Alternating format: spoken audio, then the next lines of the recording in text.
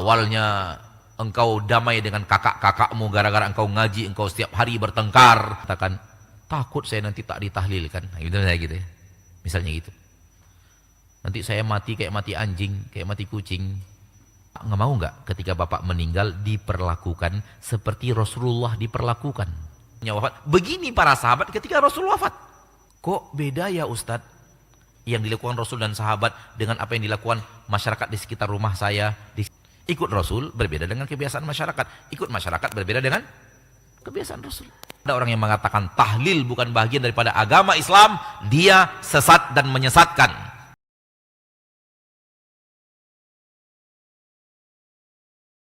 Apabila membuat orang tua menangis itu katanya durhaka, tapi membuat menangisnya karena anak tersebut sudah mengenal manhaj salaf, sudah banyak meninggalkan amalan yang tidak sesuai dengan sunnah. Karena orang tua takut kelak apabila meninggal tidak ditahlilkan, takut tidak diadakan acara seperti kebanyakan masyarakat di kampung. Itulah yang membuat orang tua saya menangis. Apakah itu namanya anak durhaka, Ustadz? Itu kata Anda, tahiyantah tidak? Belum tentu. Boleh jadi cara Anda menasihati orang tua terlalu kasar, dia menangis.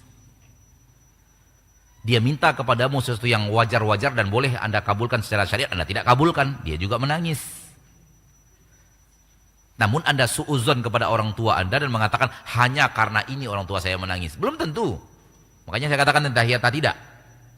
Kalau memang, sekali lagi, kalau memang orang tua Anda menangis hanya karena itu, Anda tidak salah. Anda tidak berdosa, Anda tidak durhaka. Namun coba cari, apakah ada kesalahan Anda dalam mendakwahi orang tua? Kesalahan sikap Anda ketika orang tua meminta sesuatu? Kesalahan cara Anda berbicara kepada orang tua seperti ini? Contohnya, anak yang salah sok kepada orang tuanya dengan mengatakan, ya yuk kita ngaji ya yuk. Di tempat saya ngaji, ustadznya Masya Allah bagus. Ayo kita ngaji agar ayah jadi pintar. Kalimat ini, kalimat yang sangat menyayat-nyayat hati ayahmu.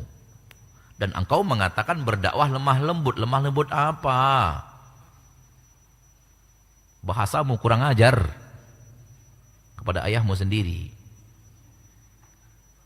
Itu bukan saya karang, Pak. Itu kaduan orang kepada saya. Walau saya tak tahu siapa orangnya. Kalau tahu saya orangnya, saya jewer orangnya. Bahasanya kasar kepada ayahnya. Ayo kita belajar ya sama Ustadz Anu agar ayah jadi pinter.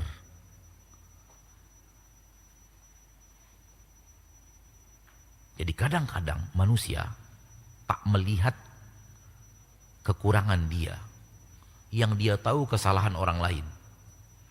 Makanya saya mengatakan tadi tahiyatah tidak, orang tua menangis gara-gara itu. Makanya saya katakan kalau memang iya, hanya gara-gara itu, tak ada gara-gara yang lain, engkau tetap berbakti, engkau tetap menghargai, engkau tetap dermawan kepada orang tuamu, engkau tetap menziarahi, engkau tetap lemah lembut di depannya, engkau tetap membelikan apa yang dia inginkan, engkau tetap berziarah apapun yang dia mau, engkau tetap melakukan kebaikan-kebaikan yang secara syariat tak bertabrakan dengan agamamu, engkau lakukan semua itu kepada orang tuamu. Dan hanya benar-benar menangis gara-gara takut nanti tak ditahlilkan, engkau tidak salah lagi sudah. Cuman tolong koreksi dirimu. Karena rata-rata orang tua menangis bukan murni karena itu, tapi karena akhlakmu berubah.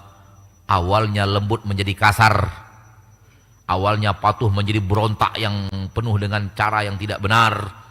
Awalnya engkau damai dengan kakak-kakakmu gara-gara engkau ngaji, engkau setiap hari bertengkar, setiap minggu bertengkar. Itu yang membuat orang tuamu sedih. Namun engkau kemudian dengan leluasa mengatakan, murni karena orang tua saya takut tidak ditahlilkan, tidak dilakukan kepadanya. Kalau murni karena itu, sekali lagi murni karena itu, engkau tidak salah. Tapi apa iya murni karena itu? Saya kok agak sedikit ragu gitu loh. Saya harus bertanya ke orang tuamu yang menangis, Bu, ya, boleh saya tanya? Silahkan Ustadz. Apa sih yang membuat ayah nangis? Semenjak anak ayah ini ikut ngaji. Nah itu baru saya tahu tuh apa yang membuat ayahmu menangis. Baru saya percaya. Kalau ayahmu mengatakan, ibumu mengatakan, takut saya nanti tak ditahlilkan. Nah, gitu ya. Misalnya gitu. Nanti saya mati kayak mati anjing, kayak mati kucing. Sementara orang lain di kampung ini ditahlilkan, diinfakkan, dibacakan Al-Quran di kuburannya dan semacamnya. Saya akan menjawab begini, Bapak nggak mau nggak ketika Bapak meninggal diperlakukan seperti Rasulullah diperlakukan? Bapak mau nggak meninggal ketika meninggal diperlakukan seperti Rasulullah memperlakukan anaknya? Bapak mau nggak meninggal ketika meninggal diperlakukan seperti Abu Bakar diperlakukan? Bapak mau nggak ketika meninggal diperlakukan sebagaimana istri-istri Rasul diperlakukan oleh Rasul? Anak-anak Rasul diperlakukan oleh Rasul. Mau atau tidak, Pak? Saya yakin orang tua menjawab, kalau gitu saya mau. Nah, inilah dia dalil-dalilnya, inilah dia realitanya. Begini Rasul kalau istrinya wafat, begini Rasul ketika anaknya wafat, begini Rasul ketika pamannya wafat, begini Rasul ketika sepupunya wafat, begini para sahabat ketika Rasul wafat. Kok beda ya Ustadz yang dilakukan Rasul dan sahabat dengan apa yang dilakukan masyarakat di sekitar rumah saya, di sekitar kampung saya? Sudah nampak beda. Bapak pilih yang mana? Pilih Rasul atau pilih kebiasaan masyarakat? Silakan pilih. Pilihan di tangan Bapak. Ikut Rasul berbeda dengan kebiasaan masyarakat. Ikut masyarakat berbeda dengan kebiasaan Rasul. Pilih aja Pak. Manusia itu hidup dia yang memilih. Allah memberikan kemampuan dia memilih. Dan saya sudah terangkan kepada Bapak bagaimana Rasul ketika wafat diperlakukan para sahabat. Bagaimana istri Rasul wafat, bagaimana Rasul terhadap istri Rasul. Anak Rasul wafat, bagaimana Rasul menangani. Sahabat-sahabat Nabi wafat, bagaimana Rasul menanganinya. Hamzah wafat, bagaimana Rasul menanganinya. Sepupu Rasul wafat, bagaimana Rasulullah menanganinya. Maka berbuatlah seperti Rasul berbuat. Jangan berbuat seperti Rasul yang tidak berbuat. Tapi masyarakat saya berbeda Ustadz. Berarti ada pilihan, Rasul atau masyarakat. Rasul atau adat istiadat. Kalau berbeda, harapannya tak berbeda. Tapi kalau berbeda, berarti ada pilihan. Harus ada memilih. Kalau sesuai Rasul, tak sesuai dengan adat istiadat. Sesuai adat istiadat, tak sesuai dengan Rasul. Pilihlah. Dan terima konsekuensi pilihan itu. Jangan memilih mau, konsekuensinya nggak mau. Kalau Bapak memilih adat istiadat, berarti berbeda dengan Rasul. Kalau Bapak memilih Rasul, berarti berbeda dengan adat istiadat. Saya tetap ingin seperti Rasul, tapi sesuai dengan adat istiadat. Itu bisa di negeri yang adat istiadatnya sama dengan. Maka pindah sekarang ke tempat yang negeri yang adat istiadatnya sama dengan yang dilakukan Rasul. Maka di sana bersatu antara sunnah Rasul dengan adat istiadat. Di mana? Cari ajalah sendiri, jangan anak pula yang menentukan. Cari ajalah sendiri, Pak. Gitu. Sebenarnya simpel banget. Cuman kadang-kadang anak yang terlalu semangat belajar agama, anak yang terlalu semangat menasihati orang tua, salah dalam cara menasihati orang tua. Pak, Bu, ingat ya, kalau Bapak Ibu seperti ini, Bapak meninggal besok, saya tak akan tahlilkan. Emang ini cara berdakwah seperti ini? Walaupun Bapak Ibu tulis wasiat, tolong tahlilkan saya tak akan tahlilkan. Karena itu berbeda dengan sunnah Rasul. Tak begitu cara berdakwah. Tak begitu cara menasihati orang tua.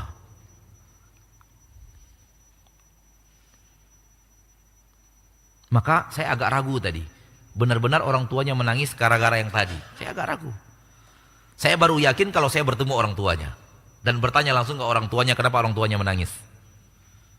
Kalau memang gara-gara itu saja murni, maka Anda tidak salah. Karena memang tahlil dalam agama kita ada. Tahlil dalam agama kita adalah kalimat mulia. Tahlil dalam agama kita adalah kunci pintu surga. Dan kalau ada orang yang mengatakan tahlil bukan bagian daripada agama Islam, dia sesat dan menyesatkan. Tahlil ya. Tahlil itu apa?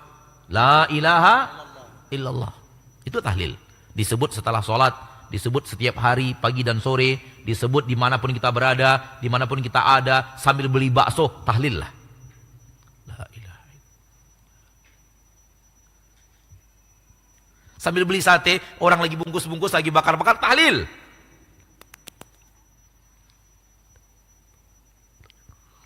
Dan hebatnya tahlil adalah bisa diucapkan kita seolah-olah lagi tak berucap apa-apa. Seluruh zikir mulut harus digoyangkan. Subhanallah, alhamdulillah, la ilaha illallah. Kayak orang mangap. Padahal mengucapkan zikir. Atau katup aja mulutnya. Kayak orang menung. Tapi sebenarnya kita sedang apa? Sedang zikir. Orang tak tahu kita sedang zikir. Yang tahu hanya Allah. Karena mulut kita terkatup. Beda kalau kita subhanallah, walhamdulillah. Orang tahu kita lagi zikir. Karena mulut kita bergerak. Manyun, mundur. Sesuai dengan gerakan mulut. La ilallah tidak. La ilaha illallah, kalimat yang paling dengannya kita sembunyikan dari manusia zikir kita. Itu namanya tahlil. Kalau ada yang mengatakan tahlil bukan bagian daripada agama Islam, saya yakin dia sesat dan menyesatkan. Yang tidak ada itu tahlilan. Seperti yang Anda lakukan, itu tidak ada dalam agama kita. Rasul tidak melakukan. Tahlilan goyang rame-rame. Satu suara, baca sama-sama. Dipimpin-pimpin, diucapkan di rumah duka, satu suara. Ini sesuatu tambahan dari tahlil, bukan tahlil itu sendiri. Maka ketika tambahannya ada, lihat dulu, ada dalam agama Islam? Ada, boleh. Tak ada, tak boleh. Karena kita diwajibkan untuk mengikuti Rasul kita tercinta sallallahu alaihi wasallam. Takbir ada. Siapa yang bilang takbir tak ada? Takbiran gaya kita keliling-keliling itu yang tidak ada. Jadi sebenarnya masalahnya ada di A dan N. Di situ ada yang masalahnya. Tahlil ada, tahlilan tak ada. Takbir ada, takbiran tak ada. Solawat ada banyak, yang ada. Jadi masalahnya ada di mana? A dan N.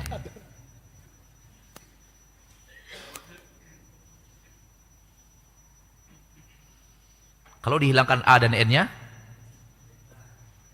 akhirnya benar. Tahlil ada, tasbih ada, takmir ada, tahmid ada. Yasin ada. Yang tak ada? Jadi masalahnya ada di mana? Buang A dan N-nya, jadi syariat. Sampai di sini pertemuan kita di pagi hari yang berbahagia ini. Ini pagi apa enggak pagi nih? Enggak tahu anak lagi nih. Masih pagi ya, pagi jelang siang. Alhamdulillah. Dan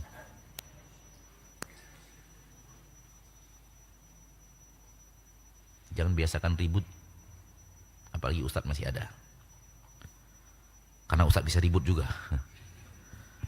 Kalau antum ribut, Ustadz ribut, nah siapa ya ributnya lebih parah. Nah, jaga akhlak bersama guru. Kalau tidak, ilmunya tak berkah.